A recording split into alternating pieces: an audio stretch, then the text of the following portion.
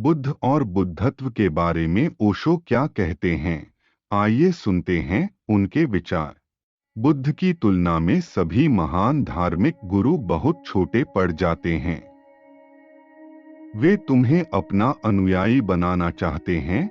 वे चाहते हैं कि तुम एक निश्चित अनुशासन का पालन करो। वे चाहते हैं कि तुम्हारे तौर तरीके, तुम्हारी नैतिकता, तुम्हारी जीवन शैली एक व्यवस्थित तरीके से हो। वे तुम्हें ढालकर एक सुंदर जेल की कोठरी दे देते हैं। बुद्ध पूरी तरह से स्वतंत्रता के लिए अकेले खड़े हैं। बिना स्वतंत्रता के व्यक्ति अपने परम रहस्य को नहीं जान सकता। जंजीरों में बंधा हुआ वह आकाश में अपने पंख फैलाकर उस पार की यात्रा पर नहीं जा सकता। सभी धर्म व्यक्ति को जंजीरों से बांधकर किसी तरह लगाम लगाए हुए उन्हें अपने वास्तविक स्वरूप में रहने की इजाजत नहीं देते, अपितु वे उसे एक व्यक्तित्व और मुखौटे दे देते हैं और इसे वे धार्मिक शिक्षा का नाम दे देते हैं। बुद्ध कोई धार्मिक शिक्षा नहीं देते। वे केवल चाहते हैं कि जो भी हो तुम सहज रहो। यही है तुम्हारा धर्म, अपनी सहजता में जीना। किसी मनुष्य ने आज तक स्वतंत्रता से इतना प्रेम नहीं किया। किसी मनुष्य ने आज तक मानवता से इतना प्रेम नहीं किया। वो केवल इसी कारण से अनुयायियों को स्वीकार नहीं करते क्योंकि किसी को अपना अनुयायी स्वीकार करने का अर्थ है उसकी गरिमा को नष्ट करना। उन्होंने केवल सहयात्रियों को स्वीकार किया। शरीर त्यागने से पहले उनका जो अंतिम वक्तव्य था, मैं यदि कभी दोबारा लौटा तो तुम्हारा मैत्रेय बनकर लौटूंगा। मैत्रेय का मतलब होता है मित्र। भारत इस सरल से कारण के लिए गौतम बुद्ध को समझ नहीं पाया। वह समझता है कि मौन बैठना, बस होना मात्र कोई मूल्य नहीं रखता। तुम्हें कुछ करना होगा, तुम्हें प्रार्थना करनी होगी, तुम्हें मंत्र जाप करने होंगे। तुम्हें किसी मंदिर में जाकर इंसान के ही बनाए हुए भगवान की पूजा करनी होगी। तुम शांत बैठे बैठे क्या कर रहे हो?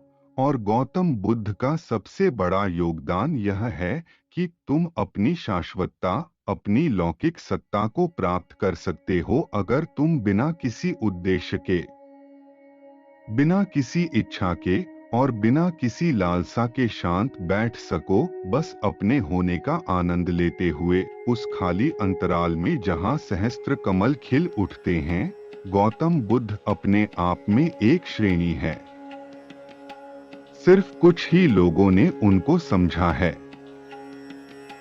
यहाँ तक कि उन देशों में जहाँ बौद्ध धर्म एक राष्ट्रीय धर्म है, थाईलैंड, जापान, ताइवान में यह एक बौद्धिक दर्शन बन गया है। झाजेन मनुष्य का मौलिक योगदान मिट गया है।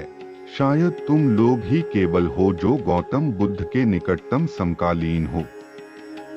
इस मौन में, इस शून्य में, इस मन से अमन की छलांग में तुम एक अलग ही शून्य में प्रवेश कर जाते हो जो कि ना बाहर का है ना ही भीतर का, बल्कि दोनों के पार है।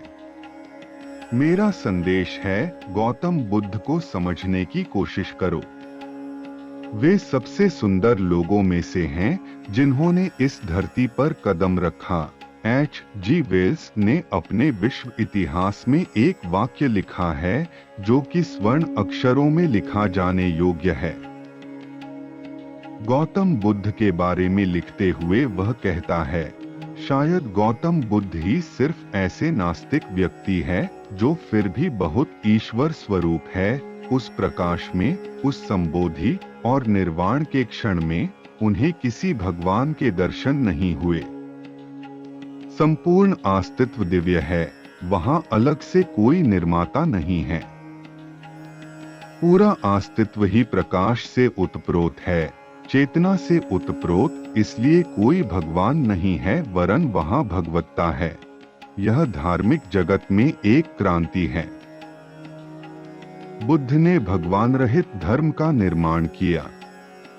पहली बार भगवान धर्म का केंद्र नहीं है, मनुष्य धर्म का केंद्र बन गया है और मनुष्य का अंतरतम भगवत्ता हो गया है, जिसके लिए तुम्हें कहीं नहीं जाना है। तुमने केवल बाहर जाना बंद कर दिया। कुछ क्षणों के लिए अपने भीतर रहो, धीरे धीरे अपने केंद्र में स्थिर होते हुए। जिस दिन तुम अपने केंद्र पर स्थिर हुए कि विस्फोट हो जाता है, तो मेरा संदेश है, गौतम बुद्ध को समझो, ना कि बौद्ध बन जाओ। उनका अनुसरण मत करो, उस समझ को अपनी प्रज्ञा द्वारा आत्मसात करो, बल्कि उसे अपना बन जाने दो। जिस क्षण भी वो तुम्हारी अपनी हो जाती है, वह तुम्हें रूपांतरित करने लगती है। तब तक वह गौतम बुद्ध की रही है और उसमें 25 सदियों का अंतर है। तुम बुद्ध के शब्दों को दोहराए चले जा सकते हो, वे सुंदर हैं, परंतु वे तुम्हें उसको पाने में मदद ना कर सकेंगे जिसकी खोज में तुम हो। जहाँ तक पुराने संतों का सवाल है, करुणा पर गौतम बुद्ध का जोर एक बहुत ही नई घटना थी। गौतम बुद्ध ने ध्यान को अतीत से एक ऐतिहासिक विभाजन दिया है। उनसे पहले ध्यान अपने आप में पर्याप्त था, किसी ने भी ध्यान के साथ करुणा पर जोर नहीं दिया, और उसका कारण था कि ध्यान संबुद्ध बनाता है, तुम्हें खिलावट देता है। ध्यान तुम्हारे होने की चरम अभिव्यक्ति है। इससे ज्यादा तुम्हें और क्या चाहिए? जहां तक व्यक्ति का संबंध है, ध्यान पर्याप्त है। गौतम बुद्ध की महानता इस बात में समाहित है कि तुम ध्यान करने से पहले करुणा से परिचित हो जाओ। तुम अधिक प्रेमपूर्ण, अधिक दयावान, अधिक करुणावान हो जाओ। इसके पीछे एक छिपा हुआ विज्ञान है।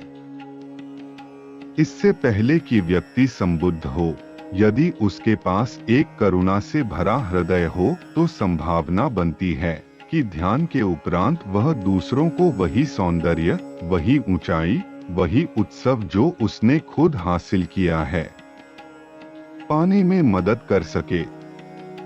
गौतम बुद्ध ने संबोधि को संक्रामक बना दिया है। पर यदि कोई व्यक्ति महसूस करे कि वह घर लौट आया है, तो फिर किसी और की क्या चिंता लेनी। बुद्ध ने पहली बार आत्मज्ञान को निस्वार्थ बनाया है। उन्होंने इसे सामाजिक जिम्मेदारी बनाया है। यह एक महान परिवर्तन है। लेकिन आत्मज्ञान से पहले करुणा सीख लेनी चाहिए। यदि इसे पहले सीखा ना गया, तो आत्मज्ञान के उपरांत कुछ भी सीखने को नहीं बचता।